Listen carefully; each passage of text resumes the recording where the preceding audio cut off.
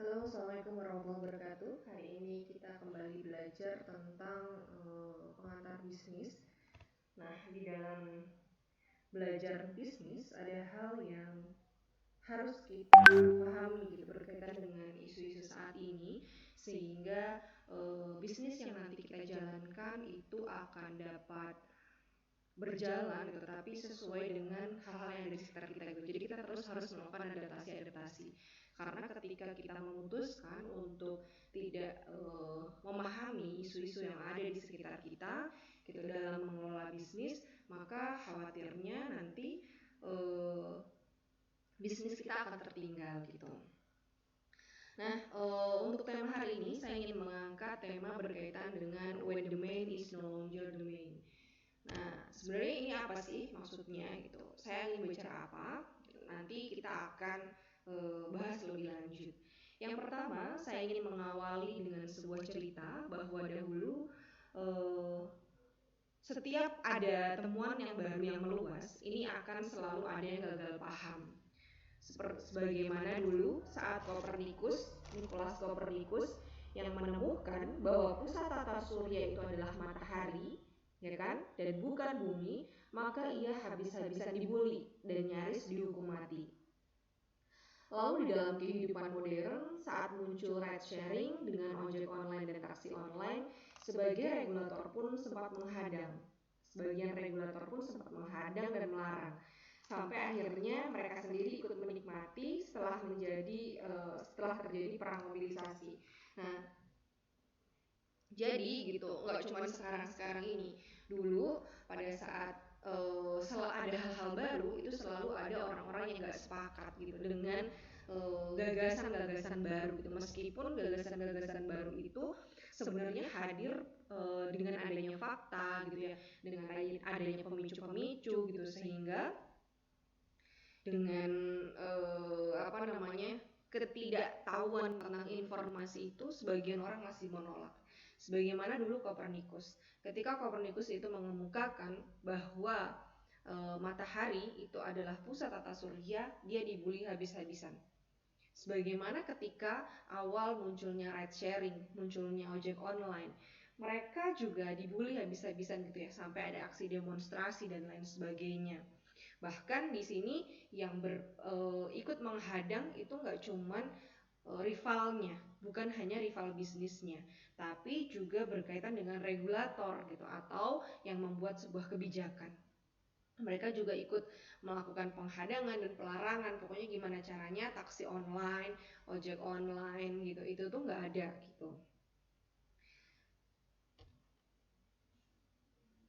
Nah, dalam sejarah perubahan ini belum pernah terjadi gelombang besar seperti disruptif seperti yang kita alami sehari-hari.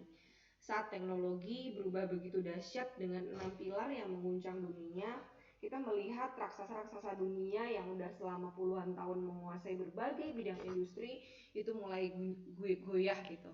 Contohnya gitu, kalau saya kasih contoh adalah Bluebird. Saya pikir semuanya yang ada menyaksikan sudah tahu ya bahwa taksi Bluebird itu merupakan suatu perusahaan yang sangat besar gitu. Mereka menguasai di seluruh kota-kota besar gitu ya. Pasti di kota-kota besar itu ada taksi Bluebird-nya. Terus kemudian armadanya sangat banyak sekali gitu. Istilahnya kayak dia memonopoli lah untuk bidang pertaksian gitu kan. Tapi kemudian eh, raksasa-raksasa itu udah mulai goyah nih gitu dengan munculnya si ride sharing ini. Dari sini kemudian kita bisa melihat bahwa ternyata bisnis saat ini itu tidak berbicara tentang penguasaan aset gitu. Jadi aset yang sangat banyak ini ternyata dia akan kalah dengan gempuran super apps, ya kan? Coba bayangkan, apakah Gojek itu dia memiliki armada gitu? Saya pikir semua teman-teman yang menyaksikan akan menjawab bahwa tidak ada aset berupa motor maupun mobil yang dimiliki oleh Gojek ataupun Grab saat ini. Aset mereka biasa aja. Kalau kita bandingkan dengan Bluebird tentu akan sangat kalah gitu. Tapi ternyata inilah dunia kita saat ini. Dunia kita saat ini adalah dunia yang everything itu dengan menggunakan apps. Jadi kita itu bisa terhubung dengan menggunakan apps, apapun itu yang terjadi. Maka ketika kita bisnis dan yang menjadi titik tekan itu hanya penguasaan aset, itu harus punya mobil dulu gitu misalnya ya, harus punya gedung dulu, harus punya kantor dulu, harus punya, pokoknya semuanya kayak harus siap, segala aset itu harus punya. Ternyata sekarang bisnis itu nggak melulu tentang itu gitu, nggak melulu tentang penguasaan aset yang banyak sehingga membuat bisnis itu settle, membuat bisnis itu kuat. Ternyata paradigma seperti ini yang harus kita ganti, bahwa ternyata membuat bisnis atau berbisnis itu tidak melulu kita harus punya aset, kita nggak melulu punya kantor. Kalau teman-teman tahu sekarang udah banyak disewakan yang namanya co-working space ya kan. Co-working space itu adalah salah satu tempat yang kayak tempat nongkrong, tapi di situ itu sebenarnya adalah tempat untuk kerja. Terlebih sekarang udah mulai muncul sistem kerja baru ya kan, ada namanya flexible working. Jadi kalau bekerja dengan cara yang lebih fleksibel, bisa di luar rumah, bisa nggak di dalam kantor gitu. Jadi kalau bekerja itu bisa di mana aja, waktunya bisa kapan aja. Kenapa kayak gitu? Ya lagi-lagi kita sudah terhubung dengan internet, kita sudah menggunakan super apps gitu, entah itu menggunakan WhatsApp gitu kan, atau apps-apps yang lain yang membantu kita dalam bisnis gitu, atau membantu kita di dalam bekerja. Nah sayangnya kemudian industri-industri yang sudah dulu dipandang sangat settle ini didukung oleh para eksekutif yang mereka itu gagal paham, lalu mereka berlindung pada gagasan-gagasan usang gitu, atau aturan-aturan baku yang sudah obsolete, yang udah kuno gitu. Jadi dulu pas waktu awal-awal Gojek itu berdiri, pemerintah diminta pokoknya ikut campur gitu, eksekutif mendesak para pembuat kebijakan, regulator untuk membuat suatu kebijakan-kebijakan gitu, bahwa kalau membuat taksi online itu melanggar gitu misalnya ya, orang dia itu bayar pajaknya gimana gitu, pasti nanti obrolannya akan menjadi seputar seperti itu gitu. Pajaknya nanti akan repot dong, kan ini bukan perusahaan, tapi masa pajaknya pribadi dan lain sebagainya, padahal ini perusahaan yang besar gitu kan. Nah yang mana pasti tentu belum ada aturan yang secara jelas itu belum dibuat itu, karena bagaimanapun juga ride sharing atau menggunakan Gojek gitu ataupun Grab itu adalah something new gitu di dalam kehidupan kita saat ini gitu. Berbisnis dengan menggunakan apps ini benar-benar menjadi satu hal yang baru, dan sebagaimana Nicholas Copernicus, pasti pembuat Gojek dan Grab juga dihina-dina gitu ya. Namun saat ini gitu, karena semua orang telah menyadari bahwa ternyata apps yang diciptakan oleh pendiri Grab gitu atau pendiri Gojek ini adalah apps yang sangat bermanfaat. Apps ini ternyata malah membuat konsumen itu menjadi termanjakan. Apalagi kalau teman-teman tahu di awal berdirinya Gojek dan Grab, mereka benar-benar strategi yang digunakan itu adalah strategi bakar duit gitu kan. Jadi kenapa saya bilang strategi bakar duit? Karena di saat mereka itu dananya dari investor itu luar biasa, yang mereka lakukan itu hanya menggencarkan promosi. Gimana caranya biar orang-orang itu terbiasa dengan Gojek dan Grab, hingga kemudian hari ini ya kan promo-promonya udah nggak segencar kayak dulu lagi gitu, karena Gojek dan Grab sudah menyadari bahwa orang-orang sekarang udah tergantung kok dengan Gojek dan Grab. Banyak yang sudah memilih untuk menggunakan Grab dan Gojek gitu ketimbang naik angkutan umum yang lain gitu, seperti angkot gitu atau seperti bus gitu kan.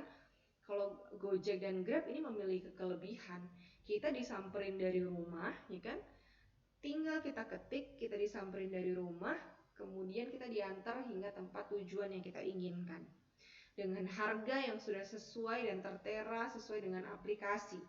Berbeda dengan ojek zaman dulu gitu kan, yang harus pakai tawar menawar gitu, atau kalau salah-salah nanti kita bisa dikenakan harga yang super mahal gitu, karena misalnya kita nggak ngerti nih wilayah itu.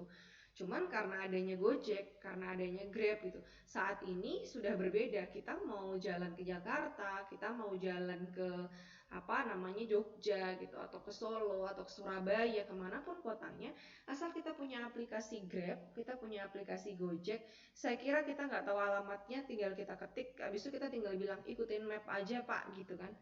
Everything is gonna be alright gitu kan, semuanya akan tetap baik-baik saja, kita akan bisa sampai ke tujuan. Berbeda dengan zaman dulu, dan that's why kenapa itu si Gojek dan Grab ini sangat bertahan gitu kan, bahkan menjadi primadona lah untuk industri transportasi saat ini. Nah, Indonesia gitu kan dan seluruh dunia saat ini tengah menghadapi era yang namanya MO. MO ini kita sebut sebagai mobilisasi dan orkestrasi. Di mana-mana kita akan menyaksikan adanya gelombang mobilisasi gitu kan.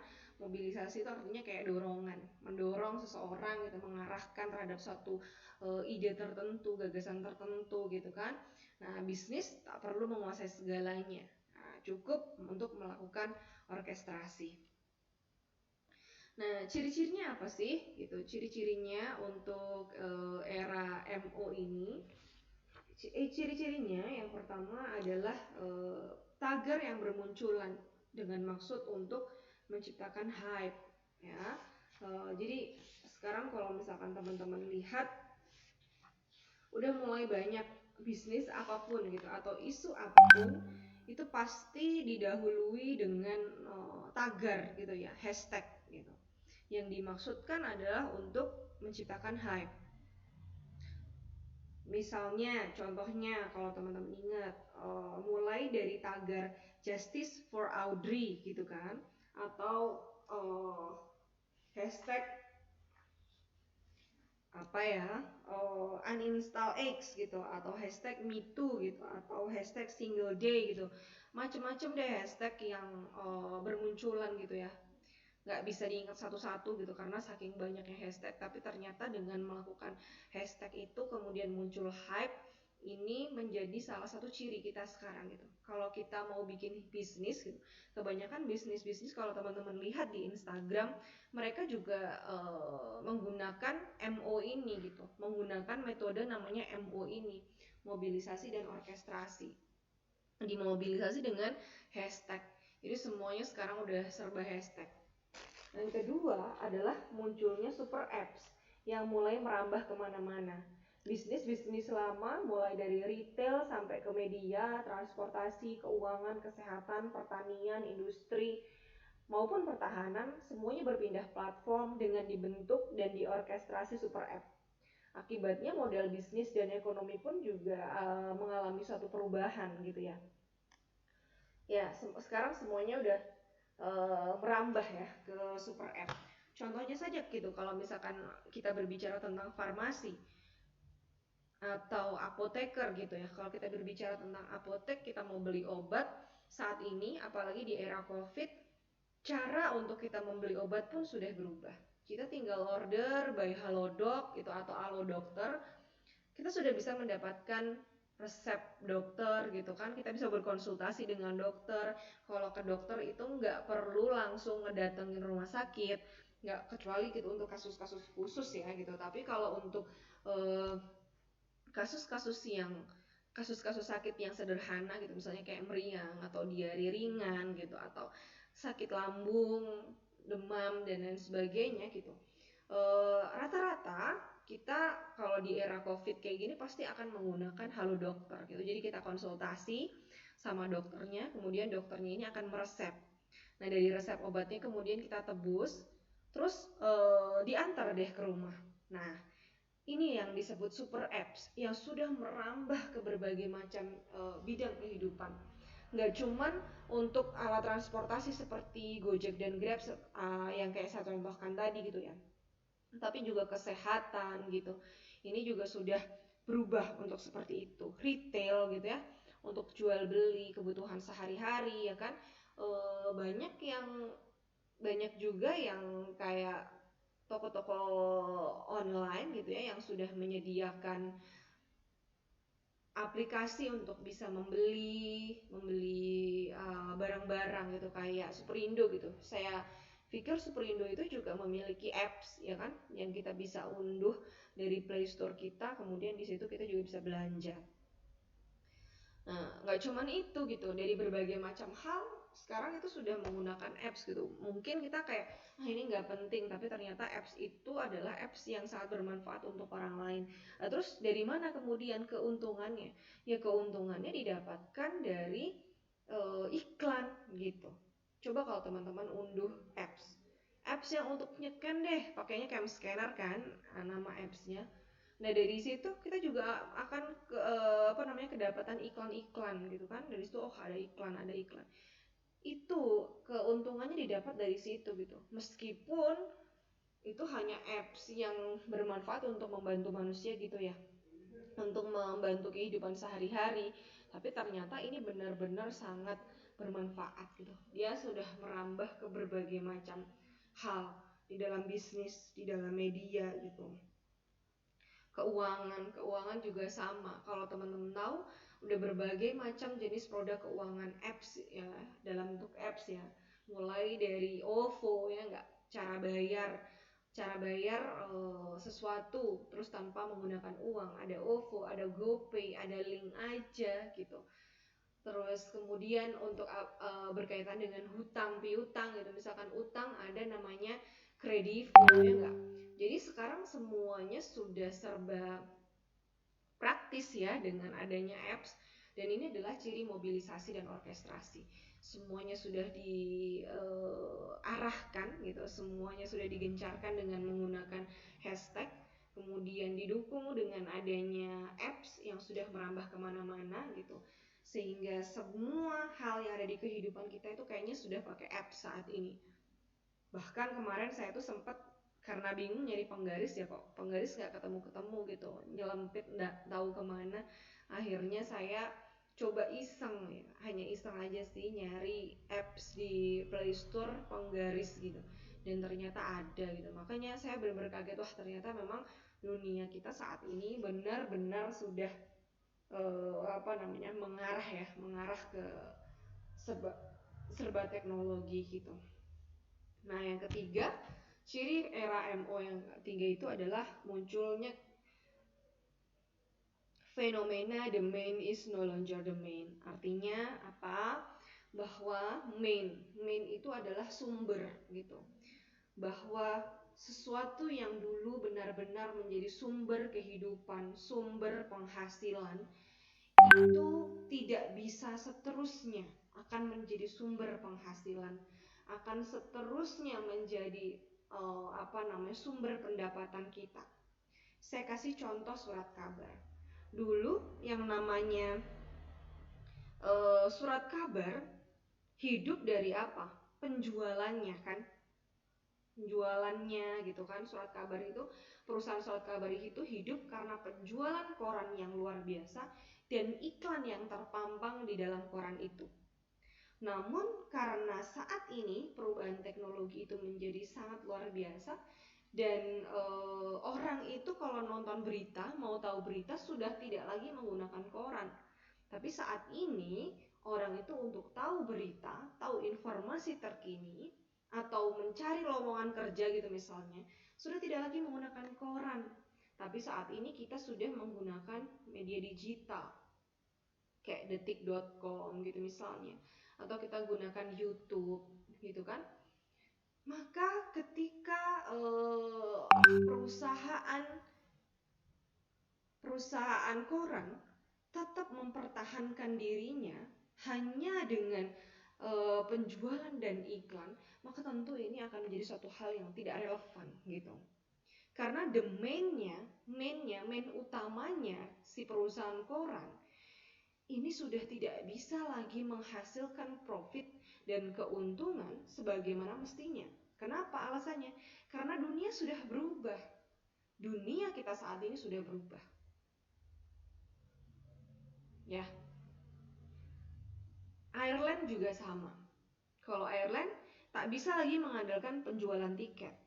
Kalau kita cuma mengandalkan penjualan tiket aja kurang gitu airline itu. Pelabuhan juga tidak bisa mungkin mengandalkan ongkos tunda dan ongkos pandu gitu untuk kapal-kapal yang berlabuh. Telekomunikasi juga sudah tidak bisa kalau hanya untuk mengandalkan voice, ya kan? Dulu kalau yang namanya telekomunikasi gitu, ya voice atau telepon itu adalah pendapatan utama, ya enggak? Bahkan saya sempat mendengar cerita gitu ya dari senior saya di kampus. Beliau bercerita, jadi zaman dulu Bu gitu, ketika saya jadi PNS, kebetulan bapaknya itu adalah seorang PNS, saya di diklat, dia harus mengikuti diklat, dan diklat PNS zaman dulu itu sampai 2 bulan kalau nggak salah beliau cerita. Hingga ada salah satu rekan beliau itu nggak sanggup untuk mengikuti diklatnya, dan mereka bilang, nah udahlah kalau gitu mendingan saya pulang aja ke rumah, nggak kuat harus ikut diklat PNS sampai 2 bulan gitu katanya. Terus sama senior saya gitu, teman senior saya ditanya, lah kenapa gitu, udah sabar saja gitu di sini gitu, kata dia, kata orangnya itu, aku nggak sanggup ikut diklat yang terlalu lama kayak gini, ini nyiksa badan gitu, toh juga aku di rumah udah punya wartel yang banyak gitu di banyak tempat gitu, kata dia.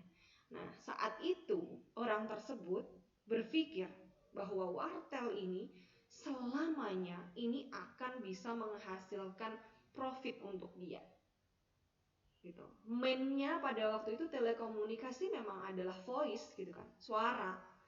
Maka ketika wartel itu di mana-mana gitu, mereka merasa udah ini aku udah kaya, bakalan kaya dengan wartel ini. Tapi ternyata lama kelamaan teknologi sudah berubah. Saat ini kalau kita mau menghubungi orang, kita nggak perlu lagi menggunakan pulsa ya, pulsa yang kita gunakan untuk telepon kayak zaman-zaman dulu. Maka ketika perusahaan telekomunikasi kayak Telkom, terus Indosat, XL dan lain sebagainya, itu mereka masih berpikir bahwa main bisnisnya adalah voice, gitu, yang bisa menghasilkan keuntungan, maka perusahaan mereka akan bangkrut. Untungnya kemudian adalah mereka cepat sadar bahwa dunia ini berubah. Sekarang Internet of Things, eranya itu adalah Internet of Things. Jadi apapun sekarang itu the based on data, ya kan? Telepon sekarang kita udah nggak pakai ini kan, udah nggak pakai pulsa, tapi kita pakai data. Jadi yang terpenting sekarang itu adalah data, pakai data, udah bukan lagi pulsa kayak zaman dulu. Nah, inilah yang disebut sebagai perubahan. Kita harus benar-benar memahami situasi dan kondisi. Kita harus benar-benar peka terhadap apa yang terjadi di sekitar kita. Kenapa bisnis itu harus seperti itu? Itulah kenapa hari ini saya ingin membahas tentang isu-isu terkini gitu di dalam dunia bisnis, yang harapannya ini menjadi bekal agar mata kita itu senantiasa melihat ke sekeliling, bahwa dunia itu terus berubah. Kalau misalkan kita udah punya bisnis nih, warung pecel rame banget, nah terus kemudian kita hanya mengandalkan itu gitu, nah nanti bisa jadi kita akan kalah ketika terjadi perubahan zaman. Misalnya coba dengan adanya GoFood itu, terus kita punya warung pecel nggak di-includekan ke GoFood atau GrabFood, terus kita hanya ngandelin orang-orang yang datang ke situ. Ada saatnya orang-orang yang biasa menjadi langganan kita, ya itu akan pergi gitu kan, ya entah dia udah semakin tua gitu kan, dan lain sebagainya gitu, sebagaimana umur perusahaan kita. Maka ketika membuat bisnis, itu berarti kita sudah harus siap untuk menjadi orang yang terus berubah. Kita harus siap untuk menjadi orang yang terbuka pikirannya terhadap apa aja gitu yang ada di sekitar kita. Itu yang dimaksud dengan fenomena the man is no longer the man. Ciri yang keempat adalah munculnya kesempatan-kesempatan baru gitu, bisnis-bisnis baru, peta persaingan baru yang tidak bisa diterjemahkan dengan kategori-kategori lama. Ya contohnya kayak Gojek gitu kan, itu kan sebuah bisnis yang baru, modelnya juga baru. Modelnya bisnis apa? Bisnis app itu ya kan? Bisnis apps, bisnis aplikasi, bukan bisnis transportasi. Meskipun sepertinya kayak transportasi ya, tapi sebenarnya Gojek itu adalah bisnis apps. Nah, disinilah yang disebut sebagai era MO gitu. Kita caranya udah berbeda. Nah, yang kelima, kita membutuhkan power untuk melakukan mobilisasi. Namun, sebagian besar masih mengandalkan old power. Padahal lawan-lawan kita ini sudah hidup di dalam new power. Gitu. Jadi, ada hal-hal baru yang harus kita pahami gitu untuk membantu kita dalam memobilisasi bisnis. Makanya biasanya kalau zaman sekarang itu ada pekerjaan-pekerjaan baru ya, ada influencer gitu kan, ada yang tugasnya itu endorse barang-barang. Bahkan kalau kita hidup di era saat ini ya, orang yang dia itu bukan artis itu bisa terkenal artis gitu dengan YouTube misalnya. Itu kan juga bagian dari bisnis. Inilah keluar biasaan kita sekarang ini gitu ya. Kita hidup di zaman yang semuanya udah serba canggih gitu. Bahkan untuk memarketisasi diri pun kita udah bisa lakukan gitu. Cara untuk memarketisasi diri pun udah bisa dilakukan dengan sosial media yang kita miliki. Nah, ciri yang terakhir itu adalah kita hidup di era yang sekarang semuanya sudah serba terkoneksi dengan 6 pilar teknologi. Nah, terjadinya koneksi melalui 6 pilar. 6 pilar itu yaitu Internet of Things. Ada 6 pilar teknologi yang mendukung karena kita sekarang hidup di industri 4.0.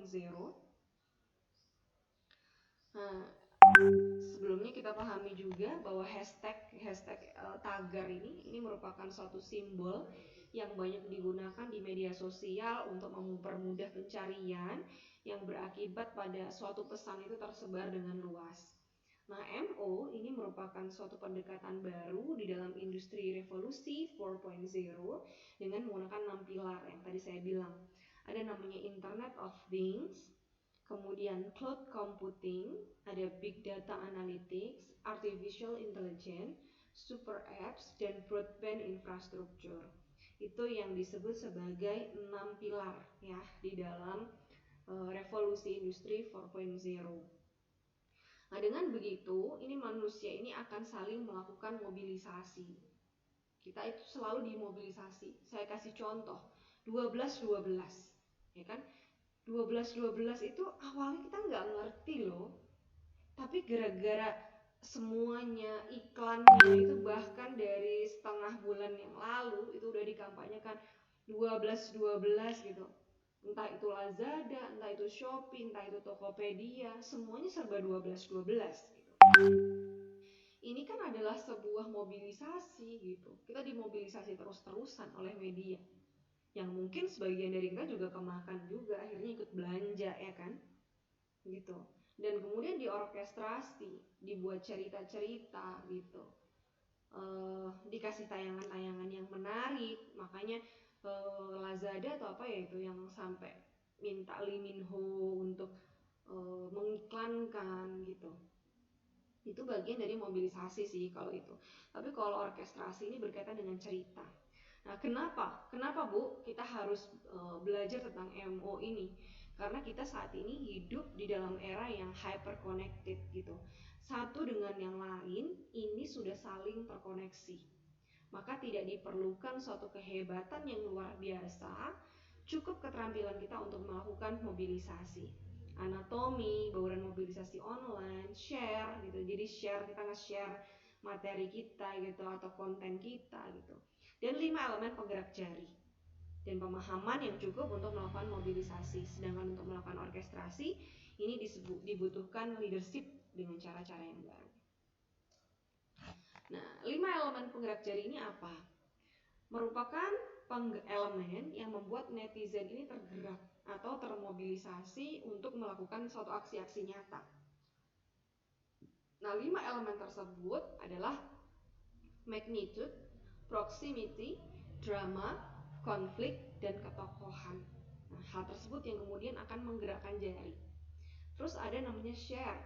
Share ini adalah bauran mobilisasi online yang kemudian membuat opini-opini tertentu itu berubah menjadi suatu gerakan massa yang berpengaruh, yang viral dan berhasil, yang juga didukung oleh resource, algoritma dan keterlibatan para tokoh.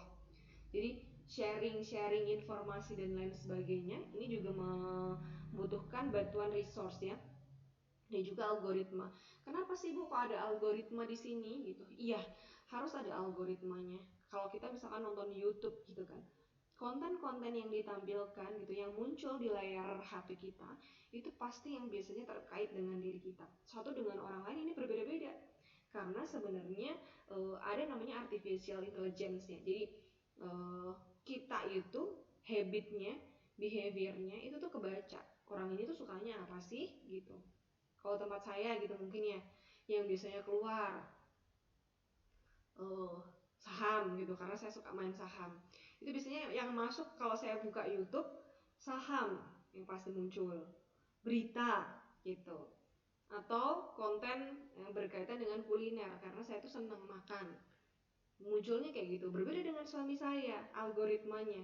Kalau buka YouTube suami saya, itu isinya game gitu kan. Nah, inilah yang kemudian dibaca oleh artificial intelligence itu, sehingga ini yang menjadi pendukung, menjadi pendorong untuk melakukan share terhadap informasi-informasi yang ada. Nah, share ini ternyata merupakan suatu singkatan. Singkatannya adalah story, hype, actionable, relevant, dan emotional. Gitu. Jadi share itu adalah singkatan. Ada story-nya di situ, ada ceritanya. Ada hype gitu kan, mendorong pada hype, actionable karena ada aksi yang dilakukan, relevan, kegiatannya merupakan satu hal yang relevan dengan orang-orang yang ada di sekitar kita, dan emosional, membangkitkan emosi. Emosi ini nggak melulu berkaitan dengan nangis gitu ya, tapi juga kebahagiaan, rasa cinta gitu-gitu, simpati, that's we call as emotion.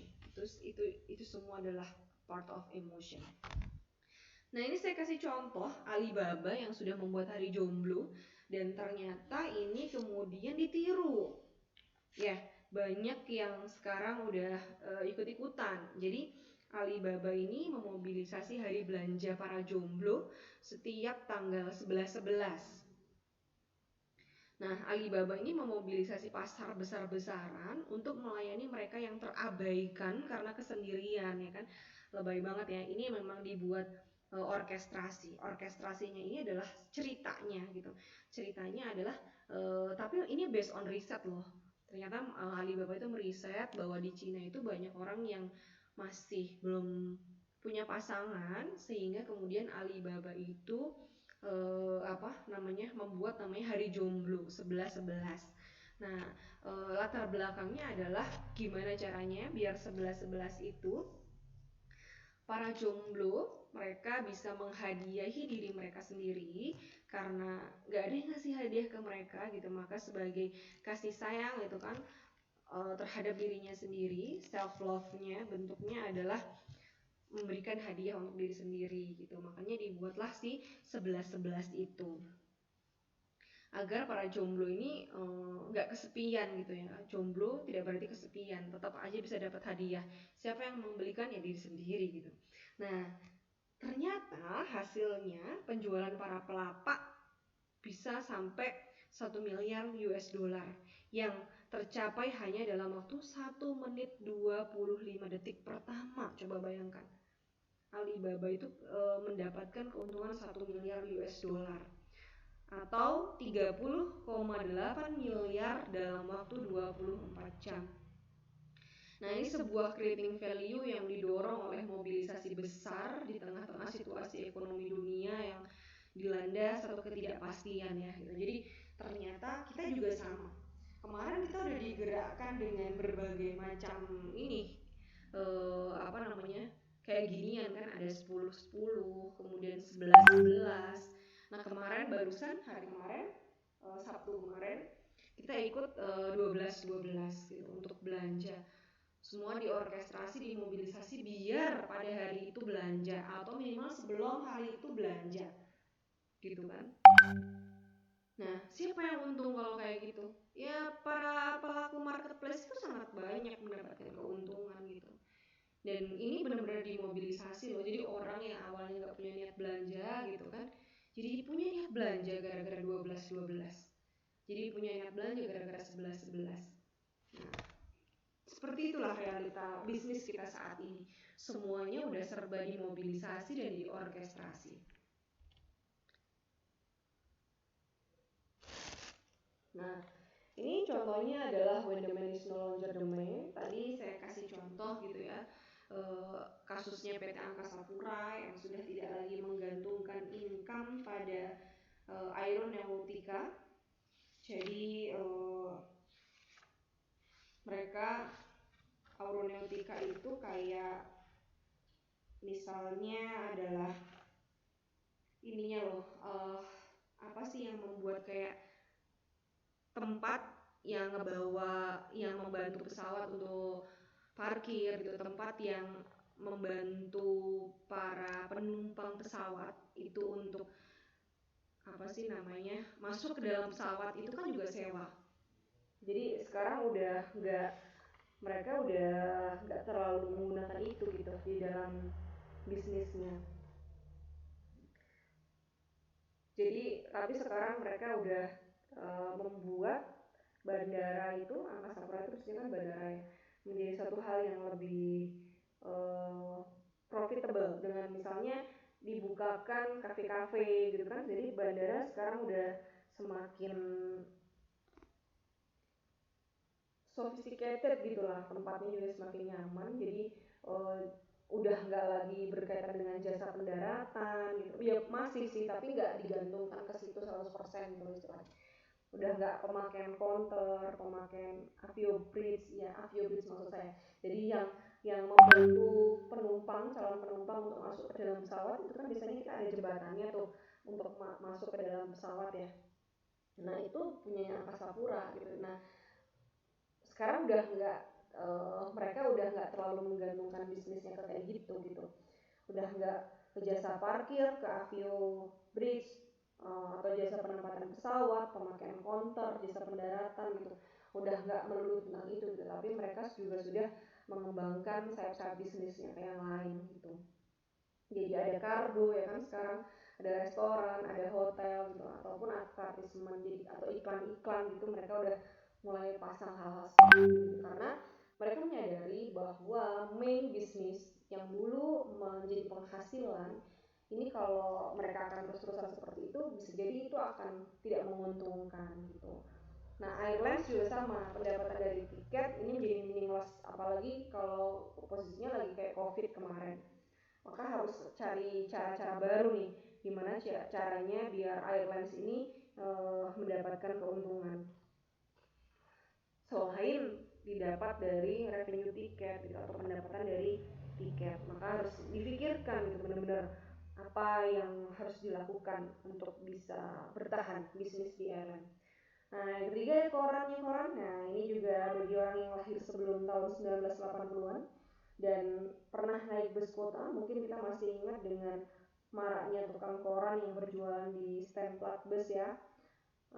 Biasanya mereka berteriak-teriak gitu kan, menjajakan barang jualan. Kadang mereka juga menyebut-nyebutkan berita-beritanya ya kan di halaman depan untuk bisa menarik perhatian para penumpang. Tapi koran ini memberikan apa namanya, dulu ketika meskipun dia pernah memberikan banyak informasi kepada diri kita, tapi sekarang main bisnisnya juga telah mengalami perubahan. Jadi kalau mereka penghasilannya masih bertahan pada penjualan ya dan iklan, maka ini tentu sudah akan berubah. Karena sekarang orang kalau nyari lowongan kerja gitu, mahasiswa-mahasiswa yang baru itu udah nggak lagi lewat ini koran sih nyarinya, tapi biasanya kan kita udah pakai internet ya, cari di apa job street gitu kan, atau jobs ID gitu, atau link-link milik kampus-kampus tertentu gitu yang mereka sudah memiliki karir center sendiri. Jadi kalau masih menggunakan koran ya kayaknya kalau anak zaman sekarang nyari pekerjaan dari koran udah jarang banget sih gitu menurut saya. Pasti mereka udah nyari pekerjaan itu biasanya menggunakan internet ya, karena di Instagram sekarang juga sudah ada. Itu untuk berkaitan dengan contoh-contoh when the man is no longer the man. Nah, juga dengan telekomunikasi tadi sudah saya kasih contoh bahwa komunikasi juga sudah berubah, sudah tidak lagi mengandalkan bisnis menggunakan pulsa, tapi sudah bisnis menggunakan data. Nah, inilah perubahan-perubahan yang ada saat ini. Nah, dari situ kemudian saya ingin nanti teman-teman memberikan suatu kesimpulan. Menurut teman-teman, domain itu apa? Dan mohon untuk diberikan contoh apa sih sebenarnya domain itu gitu. Dan saya harap contoh-contohnya yang selain yang saya kasih contoh tadi ya. Kalau saya tadi udah kasih contoh angkasa pura, airlines, koran, gitu kan telekomunikasi. Saya harap teman-teman juga bisa memberikan contoh berkaitan dengan kasus when the man is no longer the man, sama kasus yang berkaitan dengan orkestrasi dan mobilisasi yang ada di sekitar kalian dan itu berkaitan dengan bisnis. Silahkan nanti dilakukan analisis. Nah, ini juga boleh difikirkan gitu, boleh didiskusikan. Apakah bisnis Gojek itu dapat mendisrupsi bisnis Indomie gitu? Ini juga menjadi suatu pertanyaan. Silahkan nanti diberikan ulasan. Apakah bisnis Gojek itu akan dapat mendisrupsi? Mendisrupsi itu menghancurkan bisnis Indomie gitu. Nanti tolong untuk dicari dampaknya. Nah, ini juga ada kasus ketika masyarakat Eropa membagikan cerita tentang orang hutan. Jadi ini berkaitan dengan sebuah cerita. Jadi pada 10 Maret 2019 dunia ini dikagetkan dengan berita penembakan orang hutan di Subu Salam, Aceh. Nah, nahas nasib orang hutan tersebut. Hasil pemindahan sinar X menunjukkan ada 74 butir peluru karet yang mendarat di dalam tubuhnya. Itu belum termasuk 4 butir peluru yang bersarang di matanya. Akibatnya orang hutan itu mengalami kebutaran. Meski berhasil selamat, orang hutan itu harus kehilangan bayinya. Ternyata orang hutan itu lagi mengandung. Nah, bayi itu meninggal ketika tim penyelamat bergegas membawa mereka ke pusat penyelamatan hewan di Taman Wisata Alam Sibolga, Sumatera Utara. Nah, cerita sebenarnya kita nggak pernah tahu, gitu. Namun siapapun yang membacanya pasti akan ikut sedih. Yang tentu membuat kita terenyuh gitu kan, bagaimana berita itu bisa dirangkai dan dibingkai kemudian dihubungkan dengan sesuatu yang lebih besar. Dan dampaknya itu adalah pada ekonomi.